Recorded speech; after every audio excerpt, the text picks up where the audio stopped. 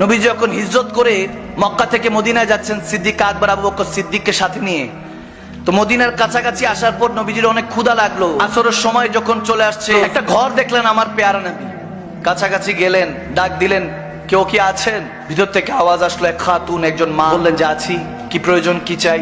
যখন আমার নবীজি একটু কাছাকাছি গেলেন, ওই মহিলা তাকিয়ে আছে আমার নবীজির চেহারা মোবারকের দিকে।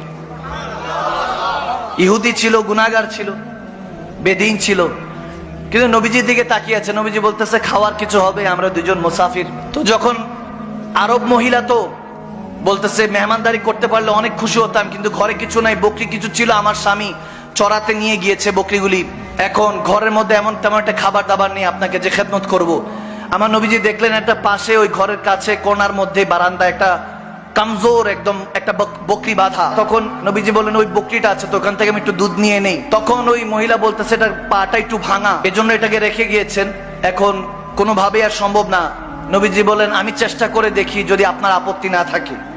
নবীজি গেলেন আবু বকর সিদ্দিককে কাছে নিয়ে বললেন যে আবু বকর তুমি দুধ নিতে থাকো, আমি পশুটার গায়ের মধ্যে, বকরিটার মধ্যে হাত রাখছি। আমার নবী যখন দাস্ত মোবারক ওই পশুর উপরে পড়লো, সুবহানাল্লাহ, হাদিসে এসেছে পাটা সাথে সাথে সোজা করে দাঁড়ালো, দাঁড়িয়ে সে প্রশস্ত করে দিল যাতে দুধটা নিতে সুবিধা হয়।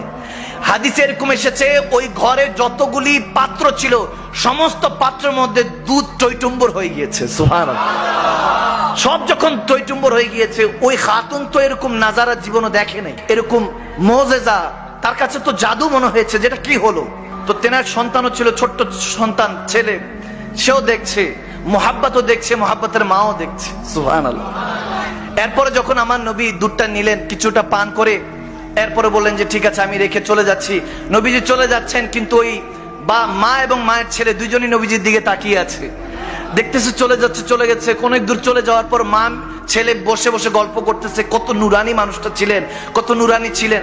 এরপরে ওই মোহাব্বতের বাবা আসলো, আবু মোহাব্বত যখন আসলো, ভিতরে প্রবেশ করলেন, বকরি টকরি বাঁধলেন, বাঁধার পর যখন ভিতর প্রবেশ করলেন, বলতেছে কি ব্যাপার, একটা খুশবু পাইতেছি, এই খুশবু জীবনও পাই নাই, একটা সুগন্ধি পাচ্ছি, স্মেল আমি কোথাও পাইনি, এরকম সুগন্ধি কোথা থেকে আসছে।